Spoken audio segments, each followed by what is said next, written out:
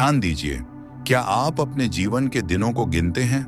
क्या आप समझते हैं कि हर एक दिन कितना महत्वपूर्ण है? मैं आज रात जीवन की क्षण भंगुरता, छोटे समय में समाप्त हो जाने वाली अवस्था पर बात करना चाहता हूं। क्या आप जानते हैं कि यीशु के समय में इंसान जितनी तेजी से चल सकता था, वह केवल एक घोड़े की दौड़ने की गति तक ही सीमित था। और यह स्थिति 1830 तक बनी रही, जब हमने एक ऐसा इंजन बनाया जो घोड़े से तेज था। जरा सोचिए, सैकड़ों और हजारों वर्षों तक इंसान की सबसे तेज गति केवल घोड़े की सवारी थी। फिर 1910 में हमने एक सैन्य विमान बनाया जो 42 मील प्रति घंटे की रफ्तार से उड़ता था। और फिर मुझे आज भी बहुत अच्छे से याद है, जैसे कि कल की ही बात हो, जब लिंडबर्ग ने पेरिस के लिए उड़ान भरी थी और 33 घंटे में वह पेरिस पहुंच गया था। और हम सबको लगा था कि यह वाकई एक बड़ी बात है। आज हम कॉनकॉर्ड जैसे विमान में चढ़ते हैं, या कुछ लोग चढ़ते हैं और 3 घंटे 30 मिनट में वहां पहुंच जाते हैं। हमने समय बचाने के लिए ये सभी आधुनिक चीजें ईजाद की हैं, और फिर भी हमारे पास पहले से कहीं कम समय है। हमारे पास अब इतना कम समय है जितना मेरे माँ बाप के पास बैलगाड़ी और घोड़े के जमाने में था। आज हमारे पास तेज गाड़ियां हैं, तेज हवाई जहाज हैं, और हम एक जगह से दूसरी जगह ऐसे भाग रहे हैं जैसे पागल लोग। और हम में से अधिकतर को यह भी नहीं पता कि जब हम उस जगह पर पहुंचेंगे तो वहां करेंगे क्या। समय हमारे ऊपर से टूट रहा है। अब हमारे पास और कितना समय बचा है? आपके पास एक निश्चित समय है, लेकिन किस लिए? आपके पास मसीह की सेवा करने का समय है। आपके पास उसके अनुसार जीवन जीने का समय है। आपके पास उसकी आज्ञा का पालन करने का समय है। क्या आपने भजन संहिता 31 का 15वां श्लोक कहा है, मेरा समय तेरे हाथों में है, और खुद को परमेश्वर के अधीन कर दिया है? और आप अपने वर्षों के साथ क्या करने वाले हैं? हर मनुष्य के पास हर दिन बिल्कुल समान घंटे और मिनट होते हैं।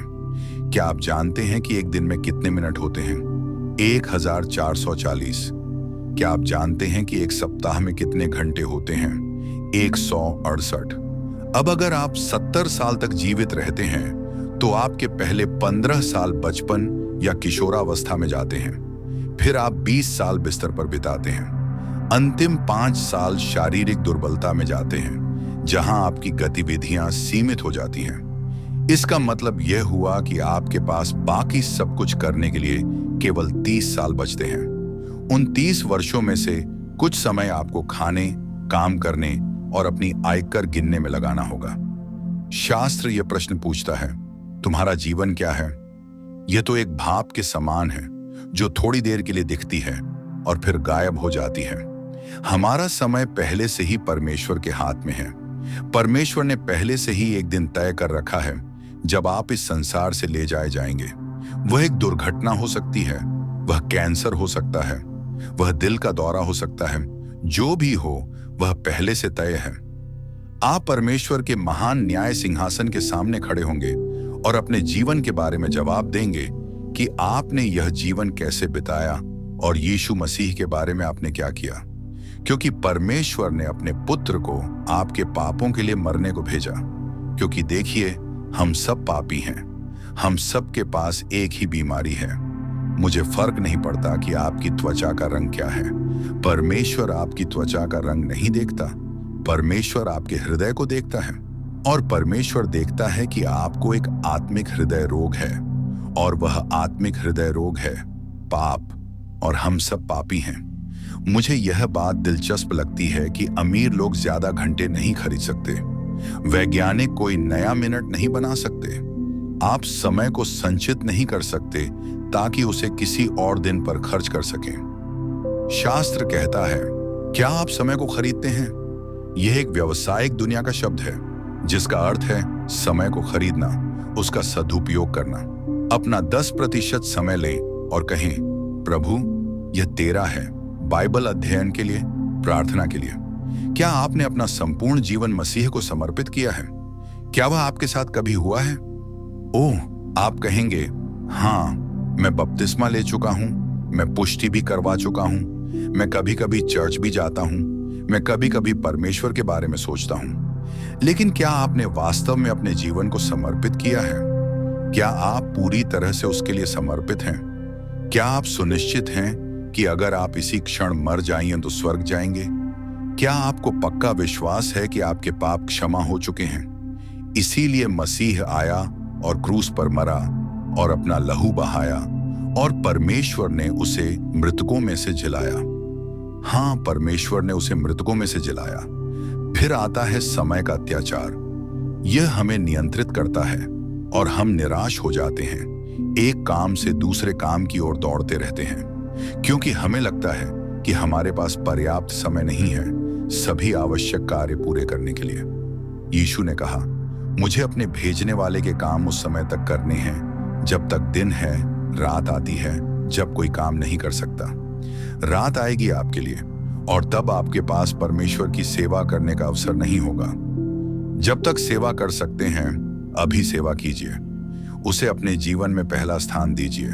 फिर भी अपने जीवन के अंत में यीशु ने कहा, मैंने वह कार्य पूरा कर लिया है जो तूने मुझे दिया था।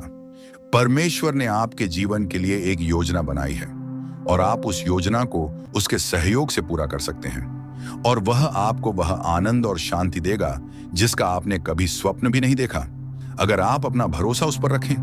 हाँ, जब यीशु पृथ्वी से गया तब भी बहुत से लोग ऐसे थे जिन्हें चंगाई की आवश्यकता थी।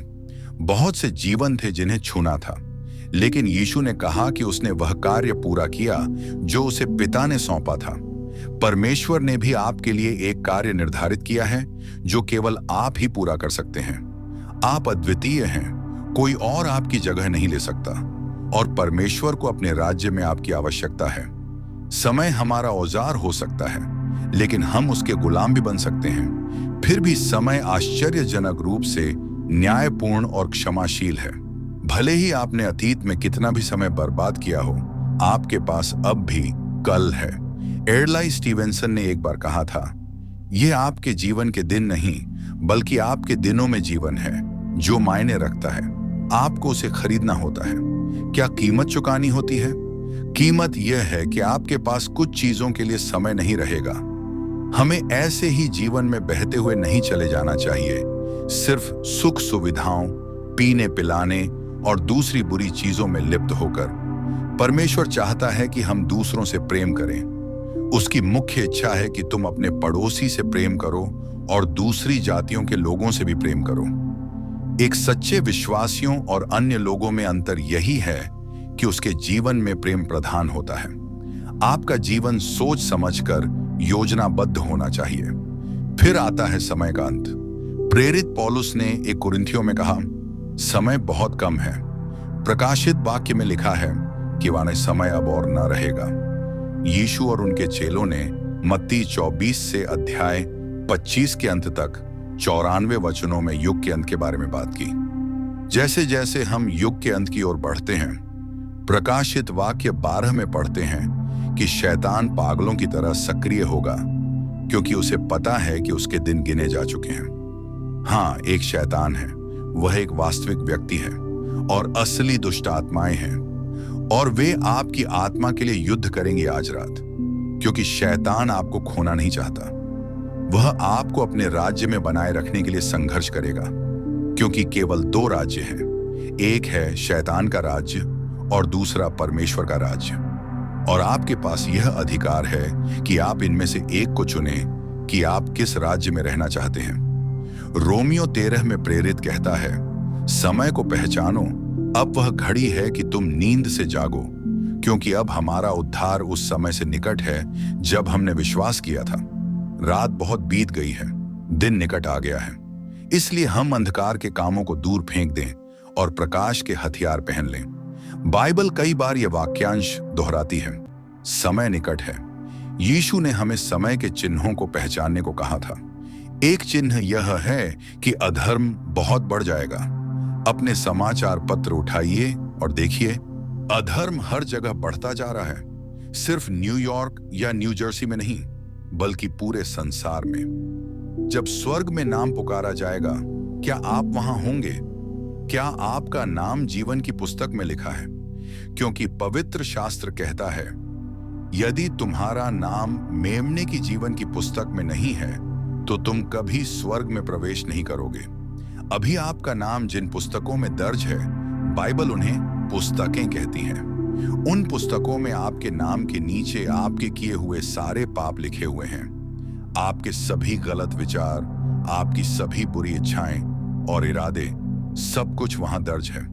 और यह सब आपको न्याय के दिन सामने आएगा। लेकिन जब आप मसीह के पास आते हैं और खुद को पूरी तरह से अपने उद्धारकर्ता और प्रभु के रूप में उसे समर्पित कर देते हैं, तो वह उन सभी पुस्तकों को मिटा देता है और आपका नाम दूसरी पुस्तक में लिखता है, जीवन की पुस्तक में, मेमने की पुस्तक में। क्या आपका नाम वहां लिखा है? अगर मेरा नाम वहां नहीं लिखा होता और मुझे पता नहीं होता, तो मैं आज रात इस भवन से बिना पक्का किए नहीं निकलता, क्योंकि शायद आपके जीवन में फिर कभी ऐसा अवसर ना आए। ये परमेश्वर के साथ आपका समय है। फिर समय की संक्षिप्तता हमें तुरंत कार्य करने को बुलाती है। यह तथ्य कि समय कम है हमें अब कुछ करने के लिए प्रेरित करता है, क्योंकि 2 कुरिन्थियों 6:2 में लिखा है, अब उद्धार का दिन है। अब वह समय है जो स्वीकार किया गया है, कल नहीं, आज। जो काम आपको करने चाहिए उन्हें अब कीजिए। जो धन देना चाहिए अब दीजिए। जिन लोगों को साक्षी देना चाहिए अब साक्षी बनिए। हर बार जब घड़ी की सुई टिक टिक करती है, ऐसा लगता है जैसे वह कह रही हो, अब। आज यदि तुम उसकी वाणी सुनो तो अपने हृदय को कठोर मत करो। आप अपना हृदय कठोर कर सकते हैं। आप ऐसा संदेश सुनते हैं और यह खतरनाक हो सकता है, क्योंकि अगली बार जब आप सुसमाचार सुनेंगे, आपका दिल और कठोर होगा, फिर और कठोर और फिर और भी कठोर। मसीह के पास अभी आ जाइए। अगर आपके हृदय में यहां तक कि एक धीमी सी फुसफुसाहट भी है कि आपको आना चाहिए, तो अभी आइए। फिर समय की चेतावनी है। एक दिन ऐसा आएगा जब आपकी आत्मा के लिए देर हो जाएगी। समय इतना कम है कि उसमें निर्णयहीनता और अस्थिरता के लिए जगह नहीं। 2 मतों के बीच मत अटके रहिए। मूर्ख कहते हैं अभी बहुत समय है। शैतान भी यही कहता है, अभी बहुत समय है। हर सुबह आपके पास 86,400 सेकंड्स होते हैं खर्च करने और निवेश करने के लिए। हर दिन समय नामक बैंक आपके नाम एक नया खाता खोलता है, लेकिन कल शायद हो ही ना। अब आइए, जब मैं आपसे कहता हूं कि आपको मसीह के पास आकर उसके साथ अपनी प्रतिबद्धता करनी है, जैसा कि इस क्रूसेड में सैकड़ों और हजारों लोग पहले ही कर चुके हैं, शैतान आपसे कहेगा किसी और समय, किसी और जगह। यह समय नहीं है, लेकिन मैं कहता हूं यह समय है। आपका यहां होना किसी अजीब संयोग या ईश्वरीय योजना का परिणाम है।